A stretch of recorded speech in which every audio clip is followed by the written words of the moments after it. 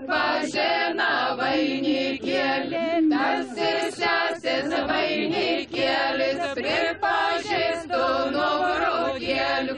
Oile, oile, oile, lilelele, pripažįstu. Neseniai garbinga 750 metų jubiliejų šventės Jurbarkas, pasienio miestas, apie kurį kryžiavosi žmonių ir tautų likimai, rutuliojosi valstybių santykiai. Jurbarko vardas siejamas su 13 amžiaus kryžiuočių ir lietuvių kovomis Jurgenburgo pilimi. Retas miestas gali pasigirti tokia turtinga ir ilga istorija, kokią amžiai dovanojo prie Nemuno prigludusiam Jurbarkui. Krašto istoriją kuria žmonės, o jų darbai ir svajonės įprasmina laiką. Liepos 6-ąją, valstybės dieną, Jurbarko krašto žmonių širdys alsavo patriotizmu, meilė tėvynei Lietuvai ir pagarba protėviams, kurių dėka gyvename laisvoje valstybėje. Jurbarko istorija patvirtina, kad čia nuo amžių gyveno atkaklus, verslus, tikslo siekiantys žmonės. Šiandien miestas atviras visiems geros valios žmonėms, naujoms idėjoms ir investicijoms. Jurbarko rajonas įsikūręs Lietuvos pietvakariuose. Daugiau nei 70 km jis prigludęs prie Nemuno, didžiausios Lietuvos upės. Vakarinis Jurbarko miesto pakraštys šliejasi prie didžiulio Karšuvos girios masyvo. Panemunė nusidriekęs vienas gražiausių Lietuvos turistinių maršrutų nuo Kauno iki Jurbarko. Kas nevažiavo Nemunu nuo Kauno iki Jurbarko vasaros laike, tas daug širdies smagumų yra nepatyręs, rašė Lietuvos himno autorius Vincas Kudirka. Nemuno terasuose įsikūrę miesteliai išsaugojo laikui nepavaldų grožį. Kas keli kilometrai išsidėstė įspūdingi piliakalniai, abejingų nepalieka gamtovaizdžiai, istorinę praeitį mena renesanso stiliaus pilys, ūksmingi parkai, iš tolo matyti bažnyčių bokštai, atgimimo laukia senosios dvarų sodybos. Prabėgę šimtmečiai gerokai pakeitė Jurbarką, tačiau dėl patogios geografinės padėties jis visada buvo gyvas, per jį driekėsi pagrindiniai keliai, virė aktyvus kultūrinis ir visuomeninis gyvenimas. Jurbarkas visais laikais traukė tolimų kraštų ir kaimininių žemių žmonės. Jis buvo tikras miestas, valstietiškos kultūros valstybėje. Ir tebėra toks – šiltas, inteligentiškas ir atviras.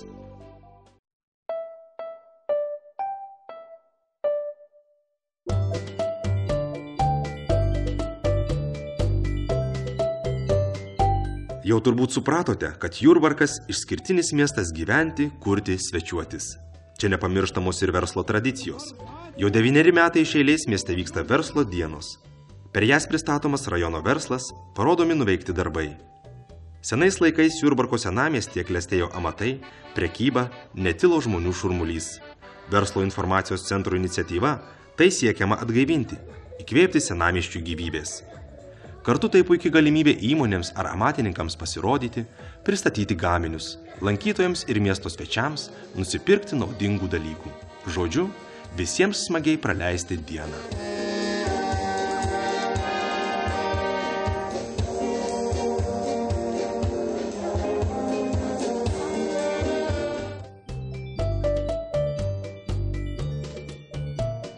Jurbarko verslo informacijos centras – institucija teikianti visokeriopę verslo pagalbą verslo įmonėms arba ketinantiems pradėti verslą. Mūsų paslaugų spektras gana platus, teikiam informaciją, konsultacijas verslo steigimo, verslo pradžios klausimais. Vykdome įvairaus pobūdžio mokymus, nuomojame visą kompiuterinę ir naujausią techniką įrengtus biurus verslo įmonėms, teikiame konferencijų salės nuomos paslaugą, organizuojame įvairius miesto ir verslo renginius visai miesto bendruomeniai ir verslininkams. Mažos ir vidutinės įmonės yra pagrindinė Jurbarko miesto ir rajono ekonomikos varomoji jėga. Rajone vyrauja statybinių medžiagų gamyba ir statybos darbai, medienos apdirbimo pramonė, automobilių transporto paslaugos, žemės ūkio produktų gamyba, elektros perdavimo linijų statyba, mažmeninė prekyba.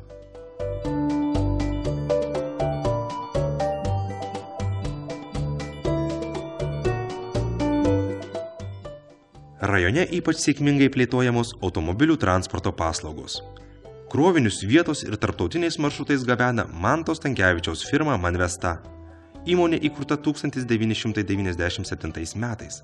Tai viena iš transporto logistikos įmonių lyderių rytų Europos šalyse. Manvestoje dirba daugiau nei 150 darbuotojų, įmonė turi per 100 autovežių. Dažniausiai bendrovės autovežiai kursuoja tarp Europos ir NVS šalių. Vežami naudoti ir nauji automobiliai.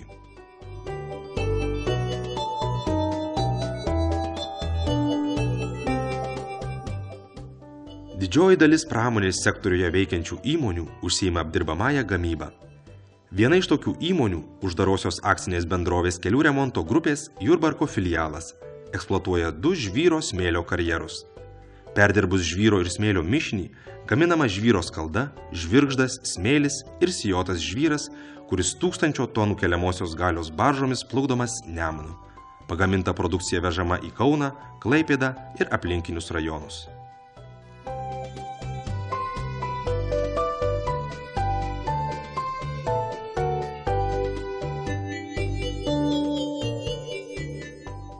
Uždaroji akcinė bendrovė Žilinskis & Co. Dinamiška, sėkmingai auganti kompanija. Įmonės veikla – elektros energijos gamyba, perdavimas, skirstymas, tiekimas, ryšių ir automatizavimo įrengimų projektavimas, montavimas bei eksploatavimas.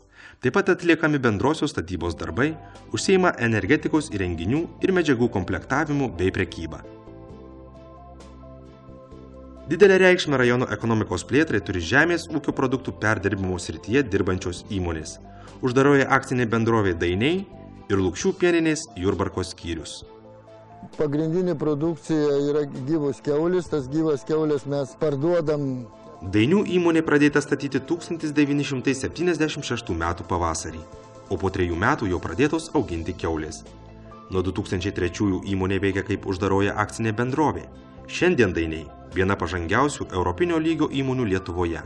Tai pasiekta visų bendrovės dirbančiųjų nuoširdžių darbų ir pastangomis.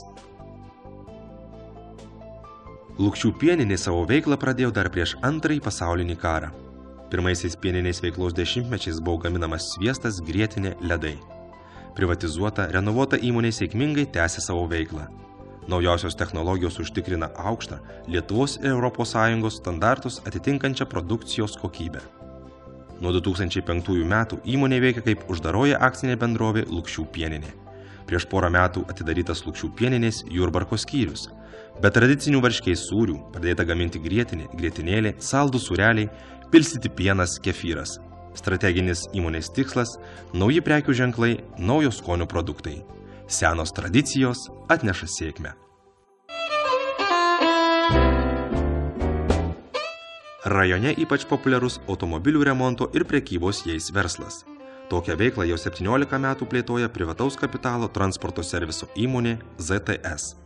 Prieš metus ji tapo geriausia maža įmonė Jurbarko rajone. Įmonė užsiima automobilių gabenimu, prekyba naujais ir naudotais automobiliais, jų remontų, visų rūšių draudimo paslaugomis. Ypač daug dėmesio skiriama darbuotojų profesionalumui. Mokymai, aukštos kvalifikacijos ir išskirtinumo rinkoje garantas. Lietuvoje populiarėja šeimos verslas. Akmens uolos savininkas Rimantas Židulis, akmens apdirbimo patirties turintis nuo 1978 metų, idėją pradėti verslą realizavo prieš 10 metų. Bendrovė gamina įvairius antkapinius paminklus iš natūralaus akmens, akmens tvoreles, plyteles, namų interjero detalės. Įsigijusi modernę lazerinę įrangą graviruoja ant akmens ir kitų lygių paviršių. Piešinio plotis gali siekti daugiau nei 1 metrą, aukštis per 2 metrus, o storis beveik 0,5 metro. Įmonės tikslas yra plėsti pardavimą, gamybą, maksimaliai išnaudoti turimų įrengimų pajėgumus. Gamyboje pritaikius šiuolaikinę technologiją, įmonė įgijo didelį pranašumą. Šeimos verslas atsparus sunkmečiui.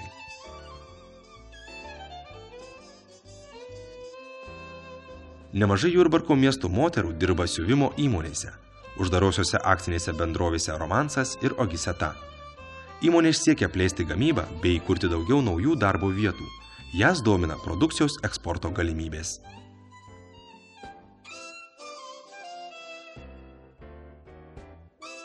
Mūsų įmonė biskit skiriasi nuo kitų tuo, kad labai daug rankinių darbo. Norim, kad žmonės dirbtų. Įmonė veikia nuo 1996 metų. Visas įstatinis kapitalas priklauso savininkiai Irenai Kaminskieniai. Bendrovės kolektyvas dirba dideliame, nuosavame gamybinėme ceche. Įmonė turi administracinės ir buitinės patalpas Jurbarke. Kepami įvairių rūšių sausainiai. Kamita, Jurbarko krašto sausainiai.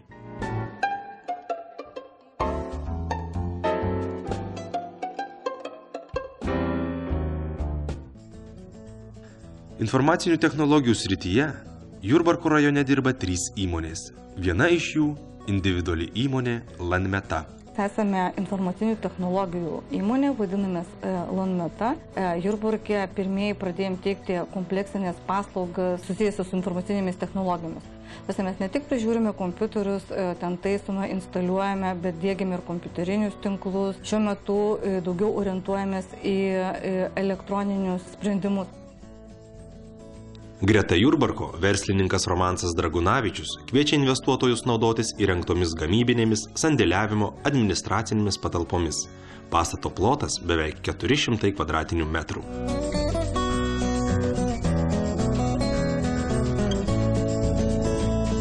Mūsų firma įsikūrusi labai dar nesenai, tik tai 7 metais, todėl per nedidelį tą laiko tarpą kažką, ką pramokė, galim pasidalinti ir su kitais patirtimi.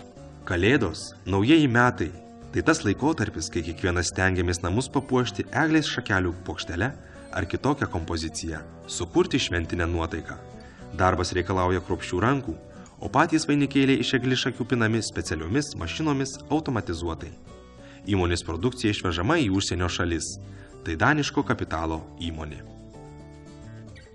Jurbarko rajone palankios rekreacinės sąlygos plėtoti kaimo turizmo verslą. Be to, aktyviai populiarinamas turiningas ir aktyvus laisvalaikis.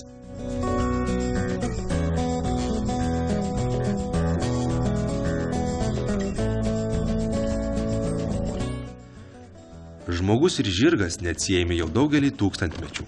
Ir turbūt nėra abejingų žirgo grožiui. Smalininkų miestelio pakraštyje sportinius žirgus augina Irena ir Ovidijus Janavičiai. Šeimininkų planuose yra kurti kaimo turizmo verslą. Sportinius žirgus jie siūlys nepirkti, o smagiai su jais leisti laisvalaikį. Domimasi ir hipoterapijos galimybėmis.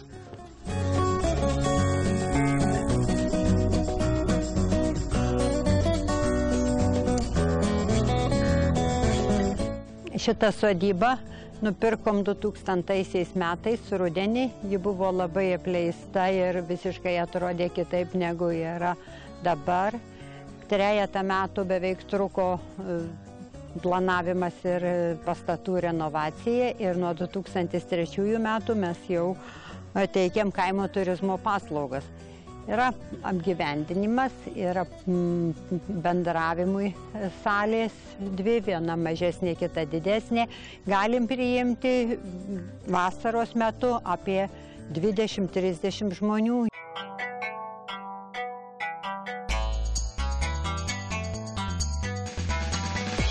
Smalininkai – puikiai vieta plėtoti poilsio ir kaimo turizmo verslą. Moderniai įrengta Andželos Ašmoninė sodyba pamėgo ne tik kraštiečiai, bet ir užsienio poilsiautojai. Jie apgyvendinami name ir šiuolaikiškai įrengtuose kotedžo kambariuose. Čia patirsite nuostabią ramybę ir pamiršite visus rūpesčius. Liaudės išmintis sako, geriau vieną kartą pamatyti, negu 10 išgirsti. Tad iki pasimatymo Jurbarke.